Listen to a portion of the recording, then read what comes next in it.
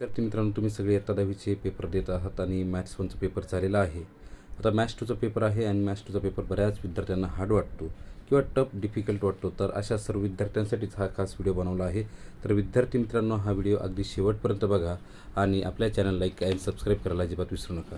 विद्यार्थी मित्रांनो, ज्यावेळेस आपण अभ्यासाचं बघतोय मॅथ्स 2चा, त्यावेळेस मॅथ्स 2चा पेपर जवळ आल्यावर तुम्हाला सगळ्यात महत्त्वाचा प्रश्न पडतो की कोणते क्वेश्चन येतील.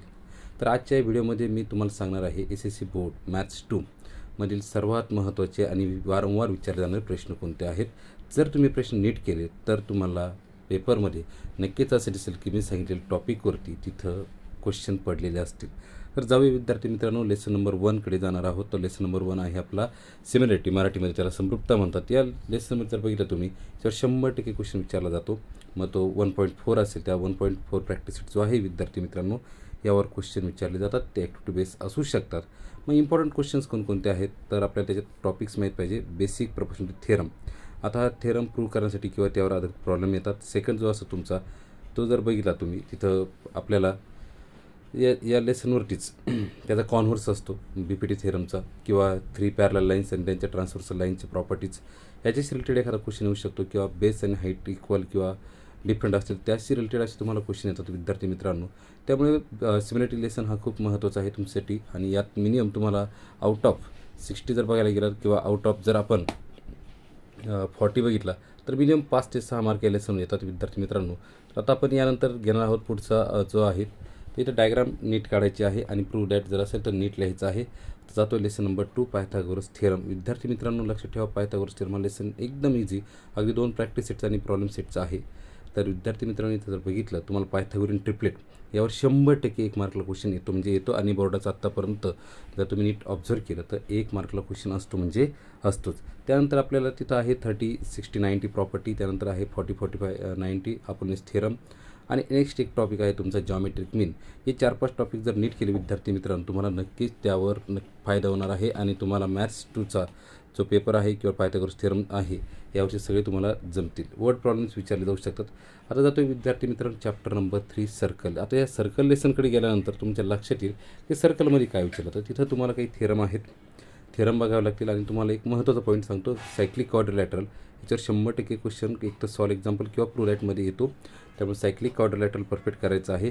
आणि विद्यार्थी मित्रांनो यानंतर आहे lesson number 4 trigonometry geometric constructions. आता हे जॉमेट्रिक कन्स्ट्रक्शन जर गेला तुम्ही तर जॉमेट्रिक कन्स्ट्रक्शनवरती तुम्हाला 1 किंवा 2 फिगर पाहायला मिळतात. कधी कधी एकदम सिम्पल येतात. मागच्या वर्षी जर बघायला झालं तर मागच्या वर्षी फक्त क्वेश्चन असा होता, draw a circle of 3 centimetre radius.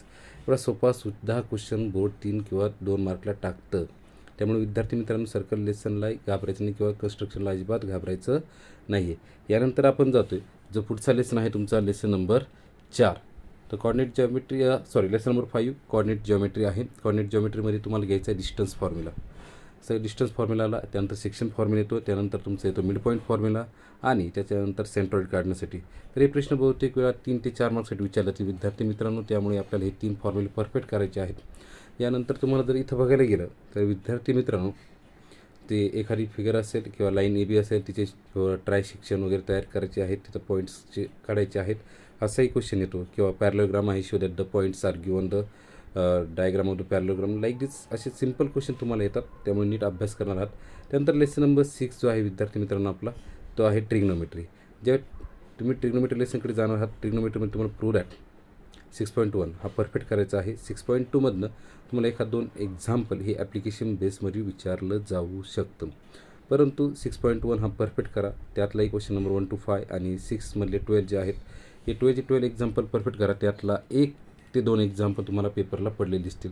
आता यानंतर जातं विद्यार्थी मित्रांनो आपण 7 नंबर लेसन जो आहे मेन्सुरेशन लेसनमध्ये जो पहिल्या पेजवरती फॉर्म्युले आहे ते फॉर्म्युले नीट करा आणि त्यावर बेसिक्स जे सगळे प्रॉब्लेम्स आहेत नीट करायचे आहेत. आता परीक्षेच्या आधी आपल्याकडे आहेत 2 दिवस शिल्लक आहेत विद्यार्थी मित्रांनो, कारण पेपर तुमचा मंडेला आहे. तुमच्याकडं वेळ आहे सॅटर्डे अँड संडे. तर इथं तुम्हाला फॉर्म्युले व्यवस्थित रिवाईज करून जायचे पेपरच्या आधी. त्यानंतर डायग्राम व्यवस्थित प्रॅक्टिस करायचे आहेत. नेक्स्ट पॉईंट तुमचा मागील वर्षीच्या क्वेश्चन पेपर सॉल्व करा. आणि पेपरवर एक लक्षात ठेवायचे की आपल्या स्टेपला मार्क असतात, त्यामुळं ज्या काही स्टेप्स आहेत ते व्यवस्थितपणे लिहायच्या आहेत. आणि शेवटी विद्यार्थी मित्रांनो लक्षात ठेवा, मॅथ्स 2 हा कठीण नाही आहे, फक्त योग्य प्रॅक्टिस नसली की तो सब्जेक्ट कठीण वाटतो आपल्याला. मग आपण आज उद्या परवा आणि चांगली प्रॅक्टिस करणार आहोत आणि मॅथ्स 2मध्ये चांगले मार्क्स मिळवणार आहोत. तर विद्यार्थी मित्रांनो, मी तुम्हाला माझ्यातर्फे खूप खूप शुभेच्छा देतो. आपला टॉपर्स सायन्स मॅथ्स क्लासेस कोपरगावमध्ये ऑनलाईन प्लस ऑफलाईन दोन्ही चालू आहेत. तर ज्या विद्यार्थी मित्रांना ऑनलाईन जॉईन करायचं असेल किंवा ऑफलाईन जॉईन करायचं असेल त्यांसाठी मी कॉन्टॅक्ट नंबर देतो आहे 8796388054 8796388054. जर हा व्हिडिओ तुम्हाला यूजफुल वाटला तर विद्यार्थी मित्रांनो इतरांशी शेअर करा आणि नवीन जे मुलं 10वीला असतील 9वीला असतील किंवा 8वीला असतील त्या मुलांशी आपला व्हिडिओ नक्की शेअर करा. त्यांनाही आपल्या पुढच्या वर्षी किंवा त्यांच्या 10वीच्या बोर्डासाठी नक्कीच फायदा होईल. तर जाता जाता तुम्हाला पुन्हा एकदा बेस्ट ऑफ लक आणि चॅनल लाईक अँड सबस्क्राईब करायला विसरू नका. धन्यवाद.